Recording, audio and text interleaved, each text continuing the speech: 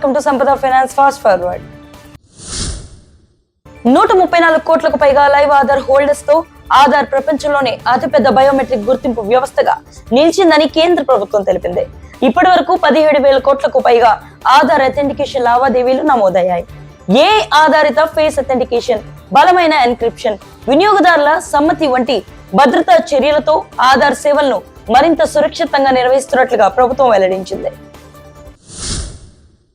జోహోకు చెందిన అరెట్టే managing app లో ఆధార్ ఆధారిత గుర్తింపు ధృవీకరణ ఫీచర్ ను ప్రవేశపెట్టింది. దీంతో వినియోగదారులు తమ గుర్తింపును ధృవీకరించుకొని నకిలీ ఖాతాలు, మోసాలు, వ్యక్తిగత దుర్వినియోగాన్ని తగ్గించుకోవచ్చు. భారత్ లో వాట్సాప్ యూజర్ నేమ్ ఫీచర్ పై నియంత్రణ సంస్థల పరిశీలన కొనసాగుతున్న సమయంలో అరెట్టే ఈ కొత్త భద్రతా ఫీచర్ ను అందుబాటులోనికి తీసుకువచ్చింది. భారత్ లో ఆర్థిక సలహాలు ఇచ్చే ఇన్ఫ్లుయెన్సర్లు కేవలం 6% మంది మాత్రమే సెబీ వద్ద నమోదై ఉన్నారని తాజా అధ్యయనం వెల్లడించింది. మిగిలిన వారి సలహాలు నియంత్రణ పరిధిలో లేకపోవడంతో పెట్టుబడిదారులు జాగ్రత్తగా వ్యవహరించాలని నిపుణులు సూచిస్తున్నారు. పెట్టుబడి నిర్ణయాలు తీసుకునే ముందు సలహాదారు సెబీ రిజిస్ట్రేషన్ ను తప్పనిసరిగా ధృవీకరించాలని పేర్కొంటున్నారు. క్రిప్టో లావాదేవీల్లో పన్ను పారదర్శకతను పెంచేందుకు సిబిడిటి కొత్త క్రిప్టో రిపోర్టింగ్ ఫ్రేమ్వర్క్ ను విడుదల చేసింది. దీని ప్రకారం క్రిప్టో ఎక్స్చేంజ్లు వినియోగదారుల పన్ను నివాసం, పన్ను గుర్తింపు వివరాలు సేకరించి వారి లావాదేవీల సమాచారాన్ని ప్రతి సంవత్సరం ఆదాయపు పన్ను శాఖకు నివేదించాలి. ఈ చర్యతో పన్ను ఎగువేతను అరికట్టి క్రిప్టో లావాదేవీలపై పర్యవేక్షణను మరింత బలోపేతం చేయాలని ప్రభుత్వం లక్ష్యంగా పెట్టుకుంది. యూపీఐ లావాదేవీలో వినియోగదారుల గోప్యతను మరింత బలోపేతం చేసేందుకు ఎన్పిసిఐ కొత్త మార్పులు తీసుకురానుంది. సెప్టెంబర్ 4 నుంచి యూపీఐ యాప్ల్లో మొబైల్ నెంబర్లను పూర్తిగా చూపకుండా మాస్క్ చేసే విధానాన్ని అమలు చేయాలని బ్యాంకులు యాప్లకు ఆదేశించింది. అలాగే మొబైల్ నెంబర్ కు బదులుగా యూజర్ నేమ్ ఆధారిత యూపీఐ గుర్తింపును ఉపయోగించే అవకాశాన్ని కూడా కల్పించనుంది. ఈ చర్యలు డిజిటల్ పర్సనల్ డేటా ప్రొటెక్షన్ చట్టానికి అనుగుణంగా వినియోగదారులు వ్యక్తిగత సమాచారాన్ని మరింత సురక్షితంగా ఉంచడమే లక్ష్యంగా ఉన్నాయి.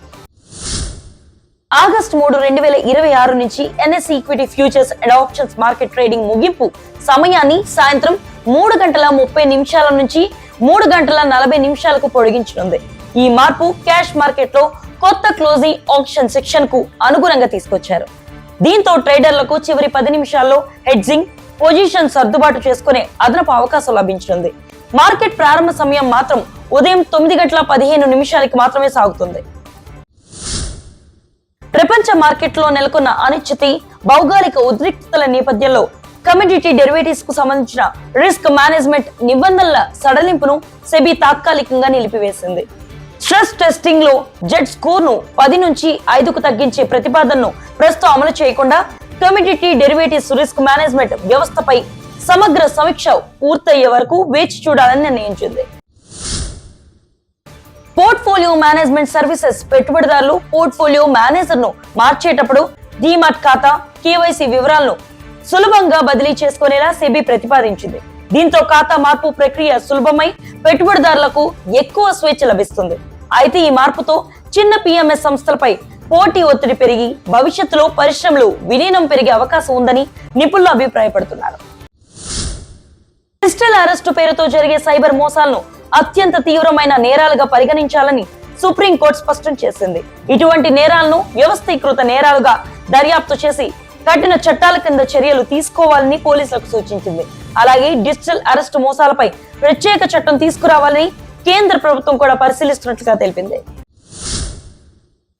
భారత్ లో ఫ్యాక్టరీ ఉత్పత్తి వృద్ధి 7.3% చేరుకుని గత 6 నెలల్లో అత్యధిక స్థాయిని నమోదు చేసింది. ఇది పారిశ్రామిక కార్యకలాపాలు, తయారీ రంగంలో మెరుగుదలకు సంకేతంగా భావిస్తున్నారు. ఈ ధోరణి కొనసాగుతుందా లేదా అనేది రానున్న ఉత్పత్తి గణాంకాలపై ఆధారపడి ఉంటుంది. Airtel payments bank common service సెంటర్లతో ఒప్పందం కుదుర్చుకుని దేశవ్యాప్తంగా డిజిటల్ బ్యాంకింగ్ సేవలను గ్రామీణ ప్రాంతాలకు విస్తరించనుంది. ఈ భాగస్వామ్యంతో సిఎస్సి కేంద్రాల ద్వారా పొదుపు ఖాతాలు, నగదు లావాదేవీలు, ఆధార్ ఆధారిత బ్యాంకింగ్, బీమా వంటి ఆర్థిక సేవలు ప్రజలకు మరింత సులభంగా అందుబాటులోనికి రానున్నాయి. దీని ద్వారా ఆర్థిక సమగ్రతకు మరింత ఊత లభించనుంది. విమాన ఇంధన ధరలు పెరగడంతో ఫిలిపియన్స్ లో ఆగస్టు తొలిపక్షం నుంచి విమాన టికెట్ల ధరలు మళ్లీ పెరగనున్నాయి. Civil aeronautics board jet fuel surcharge ను పెంచడంతో దేశీయ అంతర్జాతీయ విమాన ప్రయాణికులకు అదనపు ఛార్జీలు చెల్లించాల్సి ఉంటుంది. విదేశీ బ్యాంకు ఖాతాలో 1.45 కోట్ల క్రెడిట్ ను వివరణ లేని ఆదాయంగా పరిగణించిన కేసులో హైదరాబాద్ ఐటీఏటీ కీలక నిర్ణయం తీసుకుంది. అవసరమైన ఆధారాలు సమర్పించుకునేందుకు పన్ను చెల్లింపుదారుకు మరో అవకాశం ఇస్తూ కేసును తిరిగి సిఐటిఏకు పంపింది. సహజ న్యాయం సూత్రాలకు అనుగుణంగా అన్ని ఆధారాలను పరిశీలించి తాజా నిర్ణయం తీసుకోవాలని ఐటీఏటీ ఆదేశించింది. 2025-26 ఆర్థిక సంవత్సరంలో కేంద్ర జీఎస్టీ అధికారులు 74,782 కోట్ల విలువైన ఇన్పుట్ ట్యాక్స్ క్రెడిట్ మోసాలకు సంబంధించిన 30,162 కేసులను గుర్తించారు. ఈ కేసులో 358 మందిని అరెస్టు చేయగా మహారాష్ట్ర, గుజరాత్ రాష్ట్రాల్లో అత్యధిక కేసులు నమోదయ్యాయి. నకిలీ జీఎస్టీ రిజిస్ట్రేషన్లు, తప్పుడు ఇన్వాయిస్ల ద్వారా జరిగే పన్ను మోసాలపై ప్రభుత్వం కఠిన చర్యలు కొనసాగిస్తుంది.